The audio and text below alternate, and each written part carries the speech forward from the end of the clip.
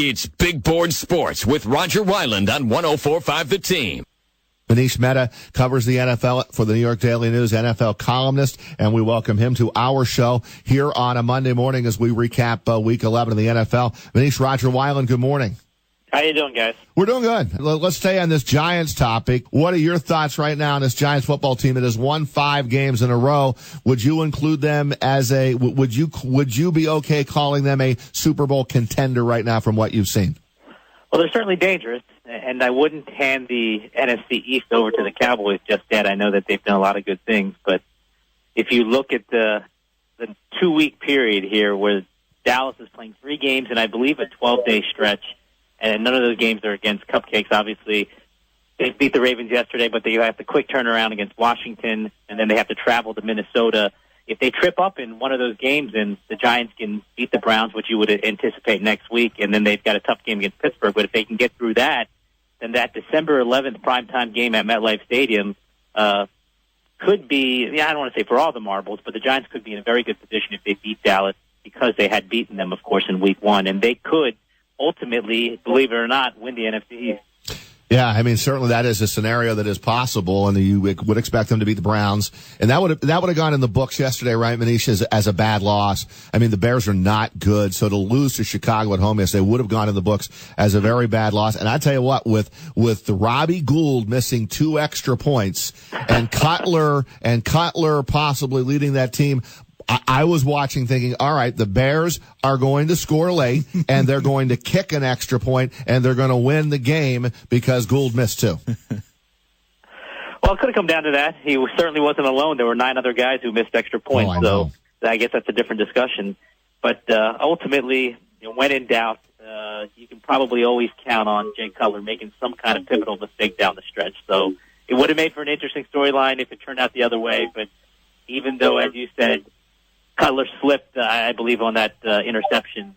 You had a feeling at some point he was going to make a mistake to seal their fate, and ultimately that's exactly what happened. Yeah, and I'm a big John Fox guy, but you're right. That's normally what happens with the Chicago Bears. How about the running game of the Giants, too, when you talk about moving forward here and whether or not this offense can, passing game-wise, they've been pretty good all season long, and even yesterday, Odell Beckham Jr. was somewhat held in check yesterday, but the other guys, Shepard and even Cruz, who didn't have that many catches, came up with a big reception late in the game that helped his team produce a victory. But how about this Giants running game starting to show a little bit of life?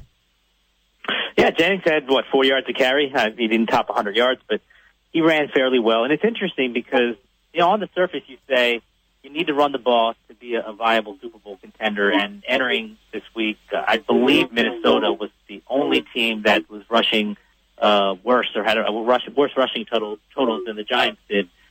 But if you remember in 2011 when the Giants went on that run and won the Super Bowl, they were dead last in the NFL in rushing. So it's not mandatory because I think the Giants have 2 key components. They have a championship pedigree quarterback who's been there and done that.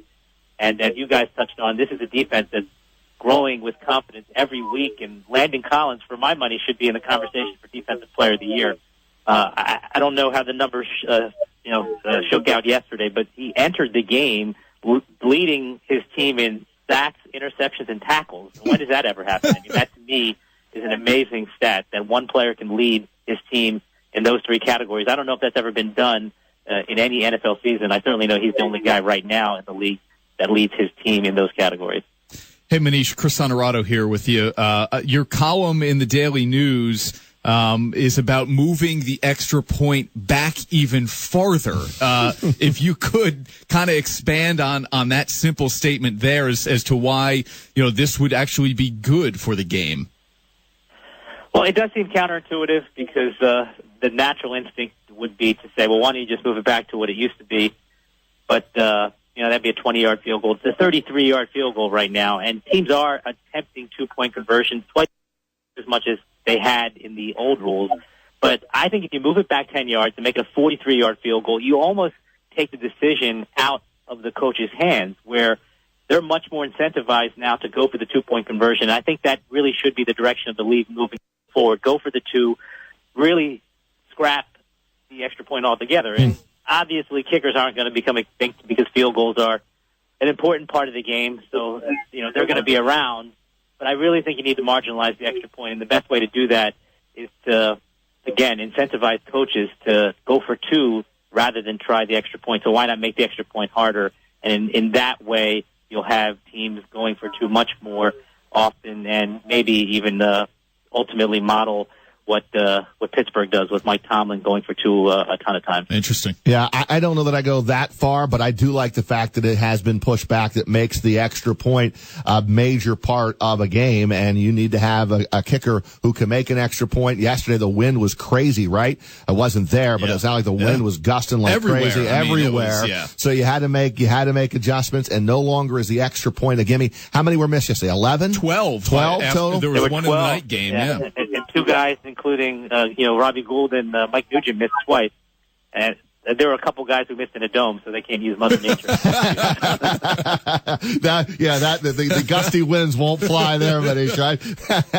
Manish Mehta with us, New York Daily News NFL columnist. Hey, if I can, let me just go around our regional teams of interest, and the Giants is the biggest. But what's your thoughts on the Buffalo Bills team that went to Cincinnati, got a big win, and they are still in the playoff discussion? And we know it's been 16 long, dreadful years since Buffalo has made the playoffs. What's your thoughts on Buffalo moving forward here and the win yesterday in Cincinnati?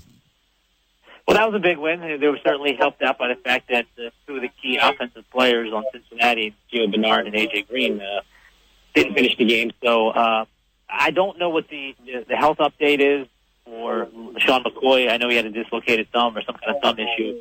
Obviously, if he can't play, I would anticipate he could, but if for whatever reason he can't play, that changes the dynamic. But yeah, Rex is he's hanging in there. I don't know if he's gonna sneak in there, because when you look at the AFC West, they're loaded, and I think that there's a very real chance that the 2 wildcard teams could come out of that division.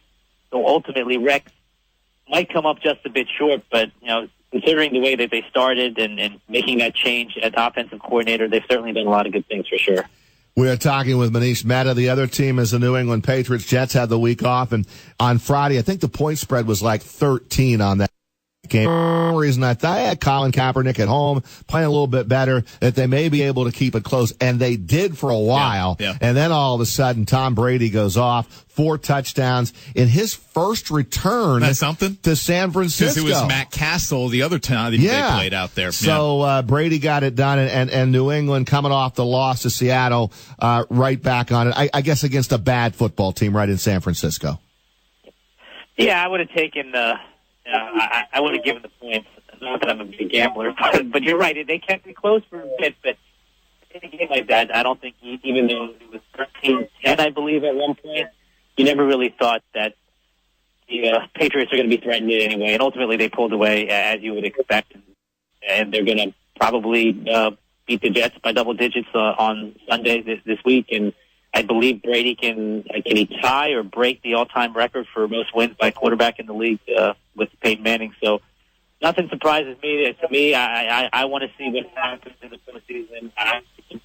Frankly, if they didn't make it to the Super Bowl, they're on a mission. Tom Brady is going to be the MVP. There's a lot of discussion about Matt Ryan and Derek Carr, of course, but I think when it's all said and done, he's going to be the league MVP, to nobody's surprise, really. And I'd like to see a rematch of last week in the Super Bowl. I'd like to see Seattle and New England again and see how that shakes out in Houston.